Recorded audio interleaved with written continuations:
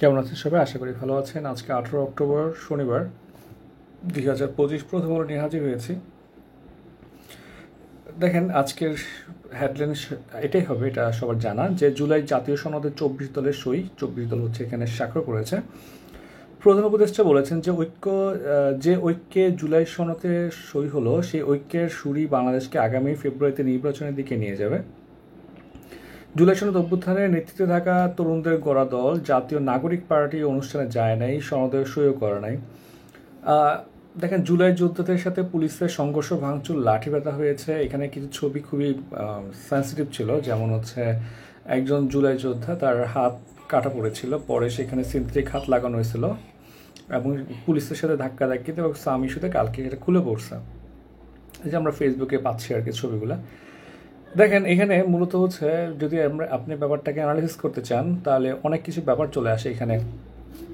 প্রথম ব্যাপারটা চলে আসে এভাবে যে এনসিপির কিছু দৃশ্যমান মিস্টেক আছে।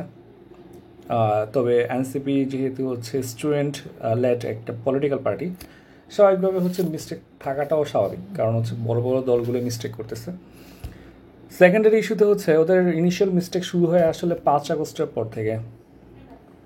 যে আপনার স্বাভাবিকভাবে হচ্ছে আমার যেটা মনে হয় যে এই যে বর্তমানে বাংলাদেশের সংকট, হ্যাঁ, এই সংকটের সাথে আপনার যে এরশাদ বিরোধী যে আপনার একটা মুভমেন্ট, সেই মুভমেন্টের যদি আপনি একটা একটা একটা কম্পারেটিভ স্টাডি করতে চান, সেখানে দেখবেন যদিও তফাৎ প্রচুর, বাট তাও যদি আপনি কম্প্যারিজন করতে চান, আপনি দেখবেন যে এরশাদ বিরোধী আন্দোলন সফল হওয়ার পর যেভাবে হচ্ছে ব্যাপারটাকে আপনার অ্যাভয়েড, মানে ফুল আন্দোলনের ব্যাপারটা কিন্তু একটা রাজনৈতিক দলগুলোর সমন্বয়ে মানুষ ছিল।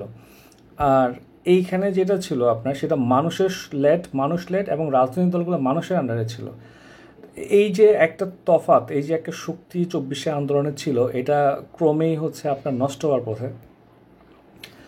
সবচেয়ে স্যাড ব্যাপার হচ্ছে এটা আর কি। সাম্প্রতিক সময়ে, মানে একটু আগে 4 ঘন্টা আগে সম্ভবত, আবদুল্লাহ হচ্ছে আপনার হাসান আবদুল্লাহ একটা ছবি পোস্ট করলো।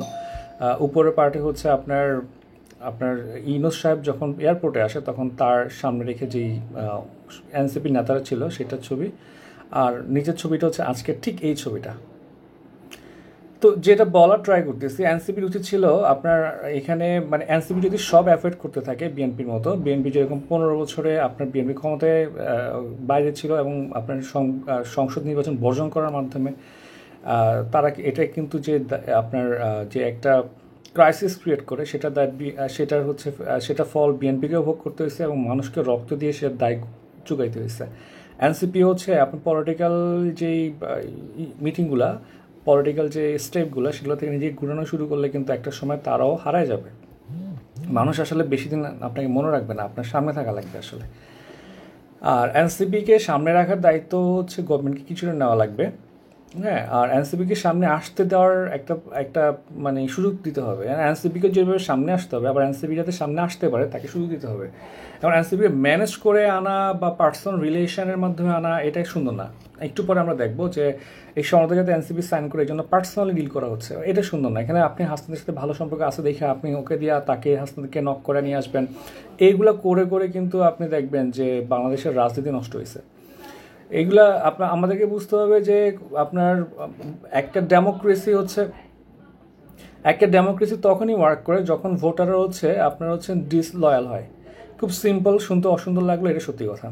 আপনি আপনার বাপে যাকে ভোট দিচ্ছে আপনি তাকে ভোট দিবেন, আপনার ছেলে তাকে ভোট দিবে। লয়াল ভোটারদের কারণে হচ্ছে রাজনৈতিক দলগুলো হচ্ছে আপনার ফ্যাসিস্ট হয়। আপনাকে বোঝা লাগবে ভাই, আপনি বাপে কাকে ভোট দিচ্ছে, আপনার ছেলে কাকে ভোট দিবে, আপনি কাকে ভোট দিবেন, এটা আপনার পার্সোনাল ম্যাটার। আপনি দেখবেন যে আপনি কার দ্বারা উপকৃত হচ্ছেন, যে রাজনৈতিক দল আপনাকে উপকার করতেছে আপনি তাকে ভোট দিবেন। এখানে লয়ালিটির সুযোগ নাই। আপনি যখন লয়াল হয়ে যাবেন রাজনৈতিক দলের প্রতি, তখন যেটা হবে যে আপনি হচ্ছে মূলত তাদের স্লেভ হয়ে যাবেন, সার্ভেন্ট হয়ে যাবে না। একটা পলিটিক্যাল পার্টি যখন ক্ষমতায় যাবে তারা আপনার সার্ভেন্ট, কিন্তু আপনি যখন একটা দলের সার্ভেন্ট হয়ে যাবেন তখন দেখা যাবে যে ওই দল হচ্ছে প্রভু হয়ে যাবে, যেটা একটা ফ্যাসিজমের দিকে নিয়ে যাবে আর কি। যাই হোক, দেখেন এই যে এইটাই বলা ট্রাই করতেছে, এনসিপিকে রাজি করাতে সরকারের চেষ্টা অব্যাহত রয়েছে এবং সে পার্সোনাল জায়গা থেকে হচ্ছে নক করা হচ্ছে, এই জিনিসটা হচ্ছে আমার একটা ভালো লাগে না। প্রফেশনাল জায়গা থেকে ডিল করতে হবে। ওদের দাবিটা কি আপনার সঠিক আছে কি না, লজিক্যাল আছে কি না, হ্যাঁ, আবার দেখেন কালকে কিন্তু আপনার মারামারি হয়েছে, সেই মারামারিতে আবার আপনার আলী রিয়াজ সাহেব আইসা বলছে যে পঞ্চম যে দফাটা ছিল সেটাকে অ্যামেন্ড করা হবে। এটা আগে করেন নাই কেন? ওরা যা চাচ্ছে আগে বসেন নাই কেন? মানে আপনাকে যদি প্রতিবার মারামারি করে ঠিক করা লাগে, এটা তো গত 15 বছর হয়েছে, আপনারা কি করতেছেন? লিটারেলি এটা পুরো ফ্রাস্ট্রেটিং ছিল আর কি। রাকসুতে প্রথমবারের মতো নেতৃত্বের শিবির, রাফা সীমান্ত খুলে দিতে ইসরায়েলকে চাপ দিন হামাসের আহ্বান, এবং হচ্ছে আমাদের জিকে ফ্রি ক্লাস আজকে আছে। আমরা 50 BCS নিয়ে একটা ব্যাচ শুরু করছি জিকের। আপনি অফ দ্য বেস্ট জিকে একদম আপনি অসাধারণভাবে মুখস্থ করে দেওয়া হবে আর কি। আর আরেকটা ব্যাপার হচ্ছে যে অনেকে হচ্ছে দেখতেছি মানে 3-4টা বই নিয়ে একসাথে বসছেন যে আপনি পিএসসি পরিবর্তিত হয়ে গেছে, আপনি পরিবর্তিত পিএসসির জন্য 4-5টা বই পড়া লাগবে, এটা এরকম না।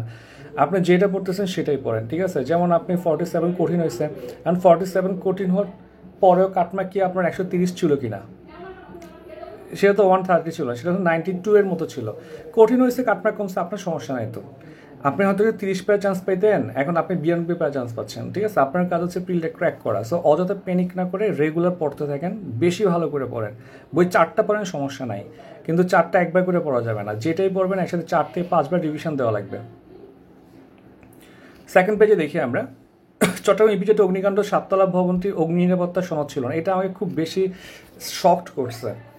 আপনি দেখেন যে ইপিজেড, এসসিজেড এগুলো কিন্তু খুবই সেন্সিটিভ জায়গা, এগুলোর উপরে বেস করে হচ্ছে আপনার এফডিআইগুলো আসে। এখানে আপনি হুট করে হচ্ছে একটা কারখানা বানায় ফেলতেছেন, সেখানে অগ্নিসনদ ছাড়া কারখানা আপনি বানিয়ে দিচ্ছেন। আপনি ইপিজেডের মতো একটা কন্ট্রোল জায়গা যদি কন্ট্রোল করতে না পারেন, আপনি পুরো বাংলাদেশের সিস্টেম কেমনি কন্ট্রোল করবেন? মানে এটার মতো একটা ভয়াবহ ব্যাপার। মানে আমরা তো ধরেন ইপিজেড নিয়ে পড়াশোনা করে আসছি, আমাদের একাডেমিতে ছিল এটার রুলস রেগুলেশন, কীভাবে ইপিজেডে হচ্ছে আপনি একটা একটা কারখানার লাইসেন্স নেবেন, কি ব্যবসা শুরু করবেন, এগুলো পড়ে আসা। এখন আমরা যখন পত্রিকায় দেখি যে আপনি বিশাল বড় 7তলা বিল্ডিংয়ে ব্যবসা করতেছেন, কোনো ধরনের আপনার সনদই নাই, এবং হচ্ছে এটা ইপিজেড অথরিটি জানে না, এটা ফায়ার সার্ভিস অথরিটি জানে না, এই ব্যাপারটা আমি খুব মানে ইভেন একটু আগে আপনি দেখছেন শাহজালাল এয়ারপোর্টে, ঢাকা এয়ারপোর্টে হচ্ছে আগুন লেগে খুবই ভয়াবহ অবস্থা। এখন কিন্তু বিমানবন্দর বন্ধ আছে। 4 পেজে আমরা দেখি আপনার হচ্ছেন তালেবান দেয়াবন্ধ ভারতের ধর্মীয় কূটনীতি, এটা পড়তে পারেন, আহামরি হচ্ছে পরীক্ষায় আসবে না, তবে ধর্মীয় কূটনীতি নিয়ে আসতে পারে পরীক্ষা এটা, ঠিক আছে? বা কূটনীতির ধর্মের প্রভাব আপনি একটু পড়েন, আমি এটা স্কিপ করে যাচ্ছি কারণ এটা ছোটো টপিকের জন্য বিশাল বড় আর্টিকেল, নিজেরা একটু পড়ে নেবেন, অ্যানালাইসিস করা একটু টাফ। আচ্ছা, এখানে তেমন কিছু নাই। দেখেন ওই যে আপনার চাঁদা না পেয়ে রিসোর্ট বন্ধ করে দেওয়ার অভিযোগ করা হয়েছে গাজীপুরে। ব্যাপারটা আমি পড়তাম না, যদিও পরীক্ষার জন্য ইম্পর্টেন্ট, জাস্ট একটু করে বলা যে আপনার 65,000 টাকা চাঁদা যাচ্ছে, ঠিক আছে? তো যদি সেটা না দেওয়া হয়, এই জিনিসটার জন্য আমি পড়ছি, ওটা খুব ইন্টারেস্টিং লাগছে। দেখেন যে ধর্মকে ইউজ করে মফ করে খারাপ কাজ করতেছে ওরা। দেখেন ব্যবস্থাপনা পরিচালক মাহবুব বলেন চেয়ারম্যান স্যার এলে কথা বলি আর কি, মানে একজন নেতার সাথে, বিএনপি নেতার সাথে কথা হচ্ছে ওনার। দেখেন তো ওই বিএনপি নেতা বললো চেয়ারম্যান এখানে আসতে পারবে না, আসলে আমি এলাকায় সব লোক নিয়ে ভিতরে ঢুকবো, আবার ওয়াজ আছে, মানে ধর্মীয় ওয়াজ আছে, ওয়াজের সব লোক নিয়ে ঢুকতেছি খারাপ, মানে ওয়াজের মানুষকে উত্তেজিত করে এজিটেট করে হচ্ছে এখানে হামলা করবে যদি তাকে চাঁদা না দেওয়া হয়। ধর্মকে ইউজ করে রাজনীতি, ধর্মকে ইউজ করে চাঁদাবাজি, চিন্তা করে দেখেন কোন লেভেলে চলে গেছে, কোন লেভেলে চলে গেছে। বাট এরকম এটা আগেও এরকম ছিল, এখন দল পাল্টাচ্ছে আর কি। জাতীয় নাগরিক পার্টির জুলাই সনদ স্বাক্ষর অনুষ্ঠান অনুপস্থিত ছিল পীড়াদায়ক। এনসিপি যেটা ছিল না সেটা পীড়াদায়ক ছিল। বৈষম্য বিরোধী ছাত্র আন্দোলন থেকে গড়ে ওঠা জাতীয় নাগরিক পার্টি এনসিপি জুলাই সনদের মতো ঘোষণাপত্রের মতো জুলাই সনদের দাবি জানিয়েছিল সবার আগে, অথচ তারাই হচ্ছে এখানে কি সাইন করা নাই। উনি কি বলছে দেখেন, আশা করব এনসিপি যে সুযোগ গ্রহণ করতে দেরিতে হলেও, আচ্ছা সে সুযোগ গ্রহণ করতে দেরিতে হলেও নিজেদের রাজনৈতিক পরিপক্কতা পরিচয় দিবে। দেখেন এখানে বলার ট্রাই করছে যে আমাদের প্রধান উপদেষ্টা বলছে যে এখানে পরেও সাইন করা যাবে, এবং আমাদের রাইটার সাহেবের নামটা কি দেখি, আপনার হচ্ছেন সৌরভ হাসান। দেখেন সৌরভ হাসান হচ্ছে আপনার, উনি বলেছেন আপনার যে রাজনৈতিক পরিপক্কতার পরিচয় দিবে এনসিপি এখানে সাইন করে। এখানে দুইটা যদি অ্যাঙ্গেল থেকে আপনি যদি অ্যানালাইসিস করেন, আপনি আশা করি পড়ছেন, আমার ক্লাসটা করছেন কীভাবে পত্রিকা পড়বেন, তো সেটারও আমি হচ্ছে একটা ভিডিও রেকর্ড দিব আপনাদের এখানে। যে দেখেন যে এটা যদি আপনি অ্যানালাইসিস করেন যে এনসিপি কোনো রাজনৈতিক পরিপক্কতা পরিচয় দিবে এমন একটা সনদে সাইন করে যেটা তারা পছন্দ করতেছে না, ফিলোসফির সাথে যাচ্ছে না। এটা রাইটারের হচ্ছে অ্যাক্সেস একটা ওভার কনফিডেন্স সহ একটা আপনার অভিমত মনে হচ্ছে আর কি, আমার এটা ঠিক না। হ্যাঁ, উনি যেটা বলতেছে এই সনদের স্বাক্ষর না করলেও হচ্ছে এটা অপরিপক্ক একটা ব্যাপারটা এরকম না। আবার আপনি যদি বারবার সব কিছু থেকে সরায় ফেলেন, এনসিপি যদি বারবার নিজেকে সব কিছু থেকে সরায় ফেলে, একসময় মানুষই ওকে ভুলে যাবে, আপনাকে লাইটে থাকা লাগবে, ঠিক আছে? আবার আপনি এমন কিছুতে সাইন করবেন না। দেখেন, এই সনদটা কিন্তু এনসিপির জন্য যথেষ্ট পরিমাণ একটা সেন্সিটিভ জায়গা, এটার জন্য আমরা সবাই আন্দোলন করছি, ঠিক আছে? এবং হচ্ছে অনেক মানুষ মারা গেছে, তারাও মার খেয়েছে, এবং হচ্ছে এই পর্যায়ে তাদের একটা ইমোশনের জায়গা। এখানে হচ্ছে আপনি পলিটিক্যালি হচ্ছে সৌরভ স্যার হচ্ছে খুব ভালো করে একটা স্টেটমেন্ট দিয়ে বলছে, এটা ঠিক না আর কি। দেখেন, সনদে সই করতে অস্বীকার করা বা এক বা একাধিক দল যদি নির্বাচন থেকে দূরে থাকে তখন সংকট আরও ঘনীভূত হবে, এটা ঠিক আছে।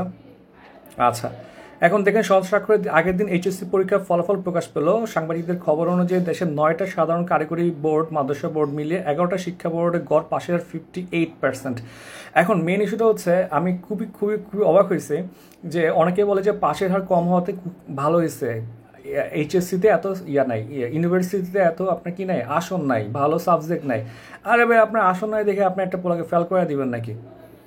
ও যদি পাশ করে, ওর আসন বাড়ানোর দায়িত্ব রাষ্ট্রের। মানে আমাদের মানুষগুলা, মানে জনগণগুলো এত গর্দভ, আমি সরি টু সে, যে আপনি চিন্তা করতে পারবেন না। মানে ওরা বলে যে, আজকেও একটা পত্রিকা নিউজ দেখলাম, যদিও পত্রিকাটা খুবই মানে অত বেশি পপুলার না, সো আমি স্কিপ করে যাচ্ছি নামটা। ওরা বলতেছে যে আজকেও নিউজ করছে যে মেট্রো রেল হচ্ছে লোকসানে চলতেছে, সরকারের ভর্তুকি দিতে হবে এবং এটা নিয়ে খারাপ।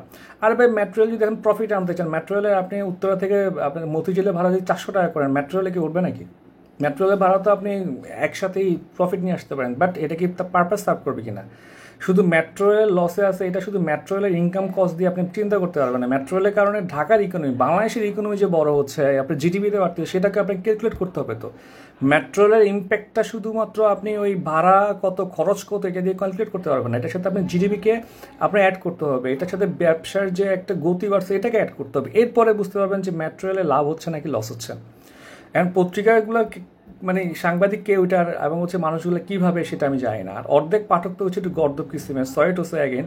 আপনারা হচ্ছে মাথা খাটান না যে ভাই এই নিউজটা আমার জন্য কতটুকু অ্যাপ্লিকেবল হচ্ছে।